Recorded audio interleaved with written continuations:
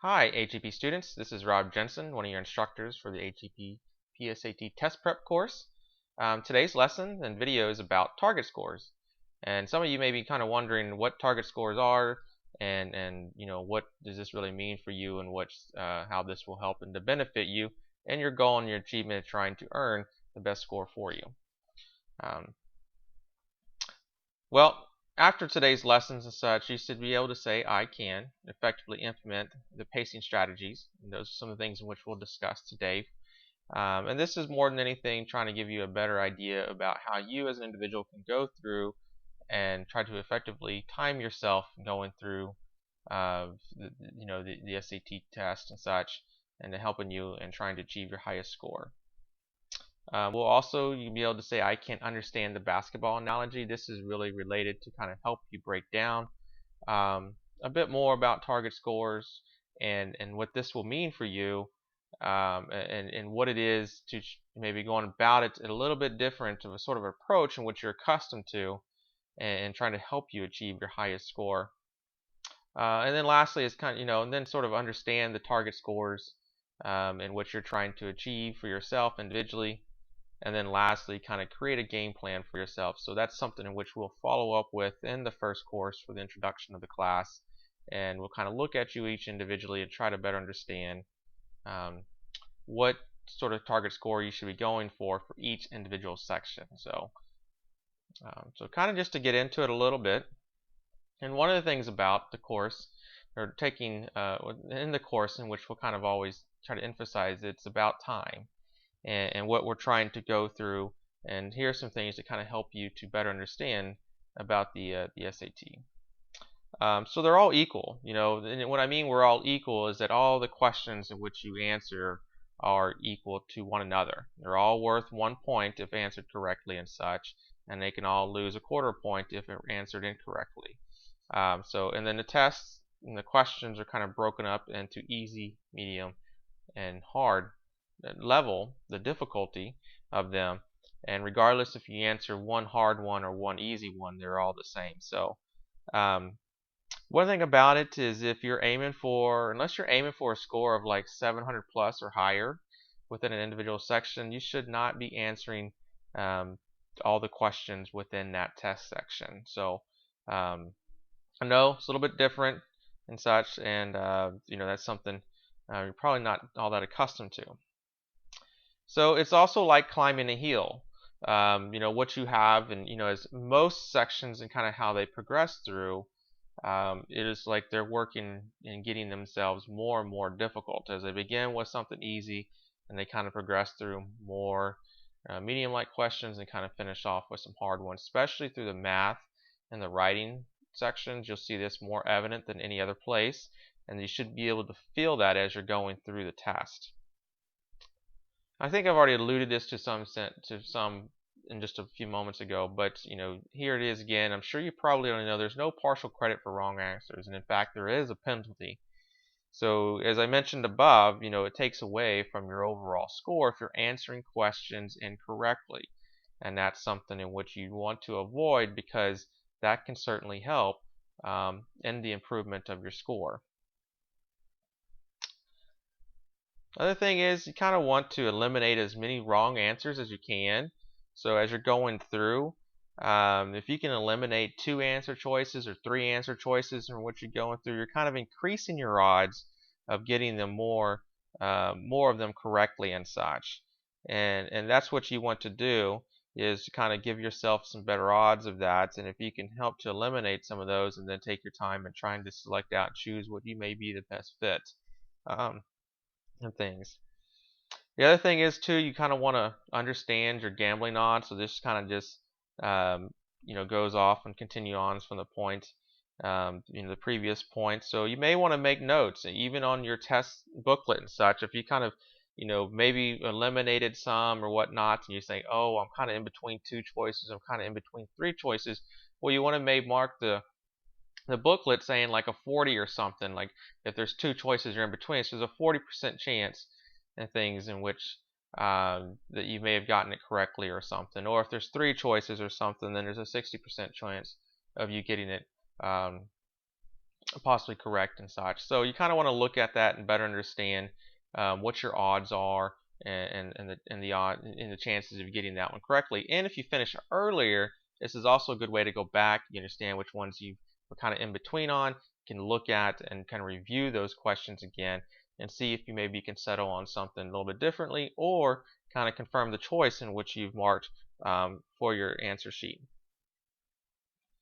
The other good thing about this, and it's kind of difficult to understand, is that you can skip a lot of questions and still earn a really good score. For example, you can omit 20% of the math questions and get another 10% wrong and still score 600. That's a fairly solid score. Once you determine your target score, determine how many questions you need to answer and how many you can afford to miss, for your target score. And that's something we'll kind of work on in class and better understand, and to help you kind of decide for yourself what sort of approach that you need to take for your test. And then lastly, I know this is a little bit different, but kind of take your time, slow down, and through the questions and such. Unless you're going to answer every single one of them, and that's only if you're shooting for a 700 plus or higher, you should not answer every question. It's just the odds are of you getting them correct are typically not in your favor, and with the more difficult ones and such, and that's kind of where it comes into play, knowing which ones that you struggle with and those that you don't. But it's better off to kind of leave those admitted and not have the potential of one of those counting incorrectly towards you and knocking you for a quarter point, which could mean another 10 to 20 point reduction in your overall score.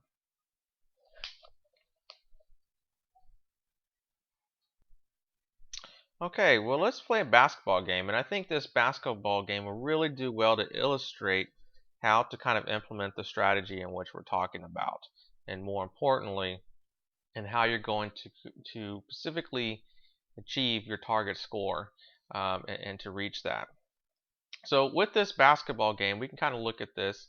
You're given 25 shots, and with each shot that you make, you get $100 that's to be given to you. I know that sounds really awesome, and I would love to play that game. And the kicker is that you have 1 minute to take this shot. So this is, as you kind of think about it, think of this as though, in the premise, that you're taking the SAT and that you have so many questions, and with that you're earning for each question correctly, that your answer you get $100, or the equivalent to 1 point and such, and that it's time, and here you get 1 minute. So here's our basketball court. I'm sure you all seen this before. You understand the layout and things. You can kind of see, the goal back in this area and such. And with this, as I mentioned, you got 1 minute. We're going to go here and we're going to take all these shots. So you can see the X's are for missed shots, and the circles are for the made shots that are being made. This person's shooting around and everything, kind of going around shooting their shots and such. Kind of looks like me, if I was on a basketball court today. But as you see, they've gone through this. They've made 12 and missed 13, so they're about half and half. Not bad and such. In reality, for an NBA player, that's pretty good. So they made $1,200. That's awesome. $1,200 in which they made.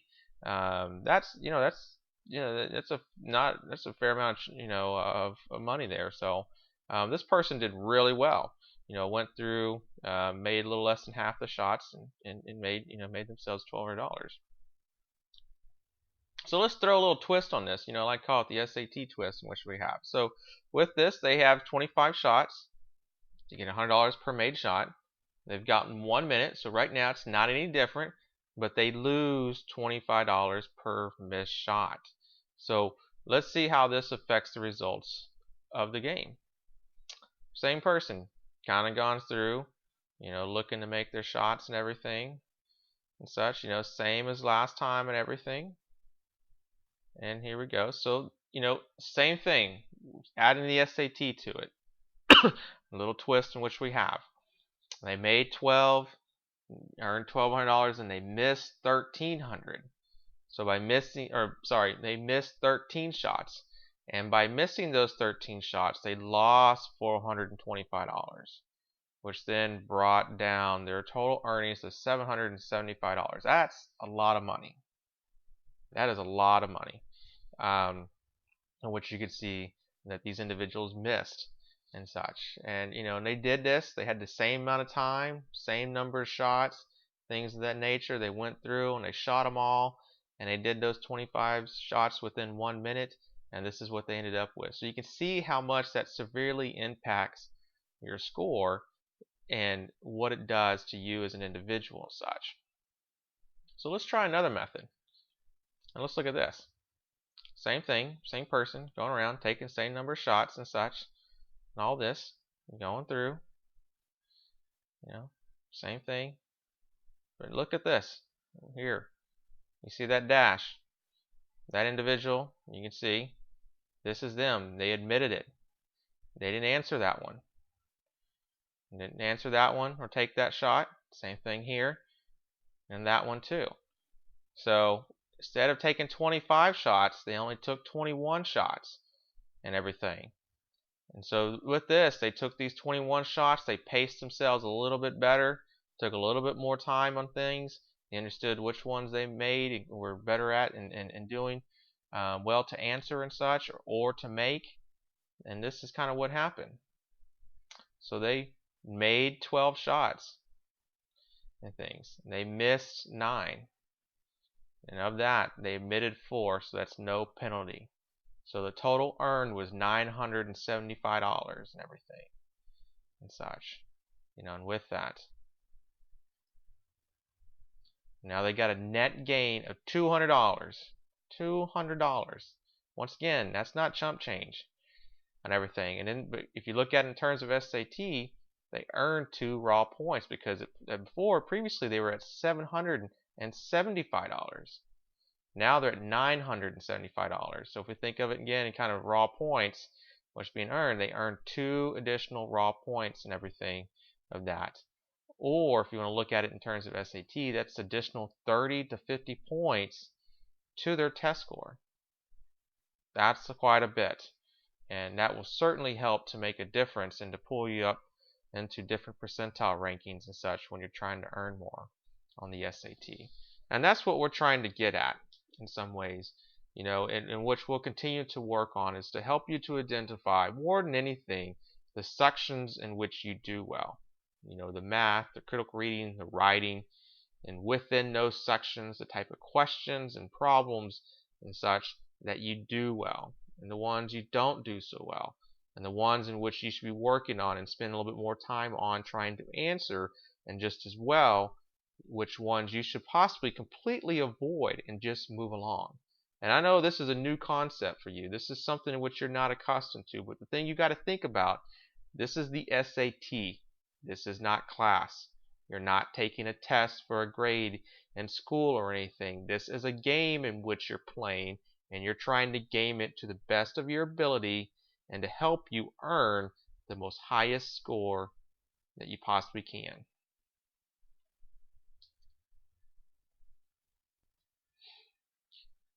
Okay, so at this point you may be asking yourself, and I mentioned it already a couple times, a target score. You might be wondering, like, what is this target score that he keeps talking about and such?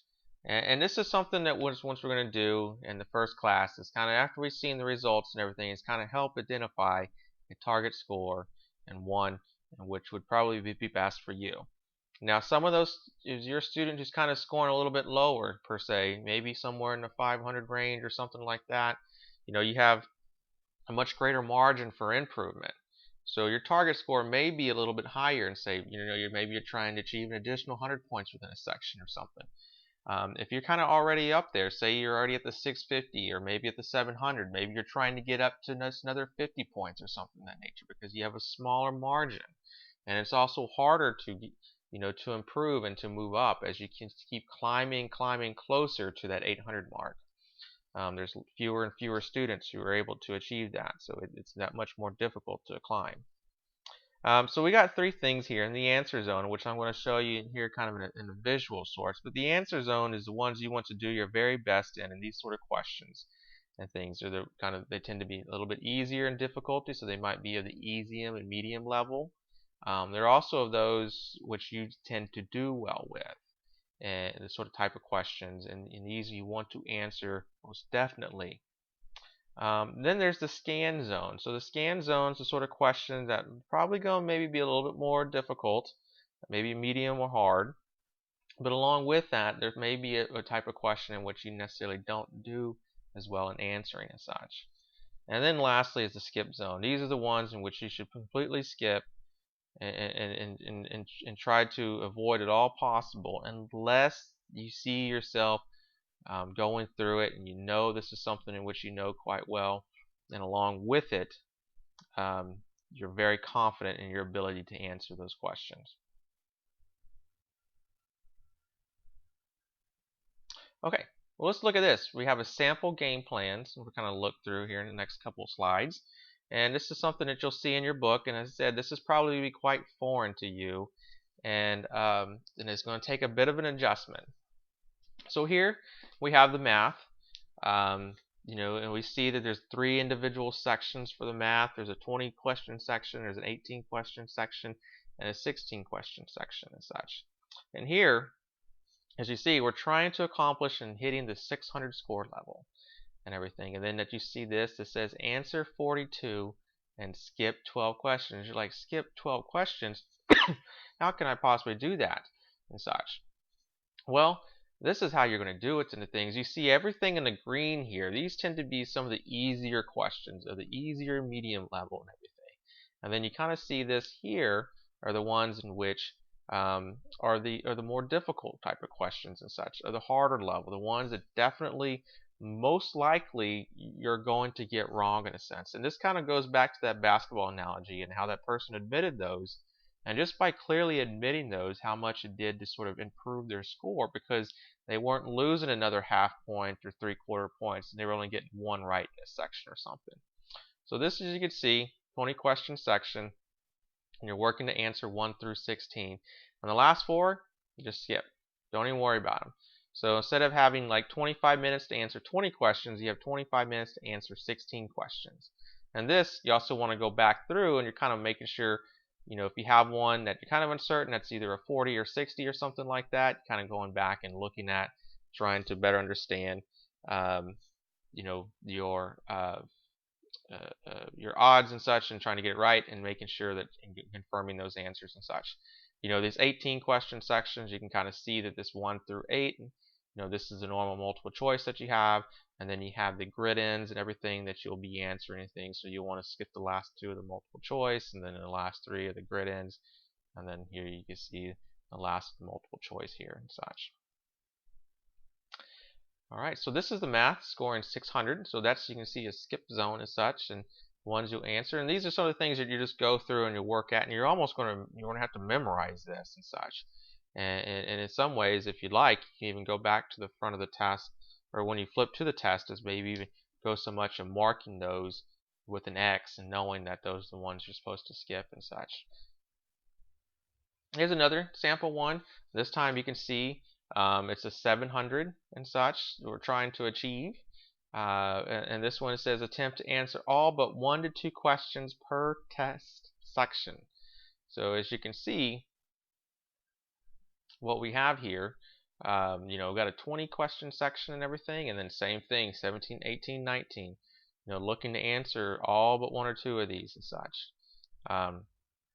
Same thing, scan here, trying to answer, 1 or 2 of these and such, and then skipping the rest and everything. And then the last thing, here, and trying to give ourselves, the best possible chance to succeed and to do well, and not lose empty points based off trying to answer questions that we know are difficult and are hard, and with that, we're struggling to answer those and losing 10 points, 20 points per quarter point that's being knocked off the fact of answering it wrong and such. So I know this is something that's kind of a little bit different to take into consideration, to think about and such. It's certainly a unique concept, and it is not something that you're accustomed to and that you're drilled into as you're taking classes, because you're taught to answer everything. Just put something down and to guess it and things. Well, this is different. This is the SAT, and because of that, and because of the penalty, you have to take a slightly different approach because of it. So with this, we're going to formulate a game plan for you and each individual. So you're going to be going through and you're going to be trying to decide with the math, am I trying to get a 600, a 650, or a 700 with it or something, or a 700 plus. Critical reading, same thing, trying to look at it and things. Writing, trying to understand, and based on your initial results, is trying to understand how much of a gain you can possibly make within those individual sections, and then try to set a target score that's according and fits to that. So as you know, here's just an example. Math, this person selected 650 for the math, selected 650 for the critical reading, and 600 for the writing and such. And this is what they're going to be looking at, and they're going to be studying those game plans, those target scores that are in the curriculum, and trying to understand which ones they should answer, which ones they should skip, or which ones should they scan through and try to answer and such. And this is something I would encourage you through the remaining practice tests in which we have in the class, and just any practice tests which I encourage you to take in addition outside of class. And with that, trying this strategy out and seeing as to how much more effective it is to you in trying to help you increase your score. So as you've gone through, we've gone through this lesson and such, and you should be able to now say, I can effectively implement the pacing strategies, understand the basketball analogy, understand the target scores, and in class create a game plan. So I hope you enjoyed this lesson. I know this is something a bit different, and we'll definitely discuss and revisit in class and kind of go over and re-emphasize certain points. But thank you so much, and have a good one.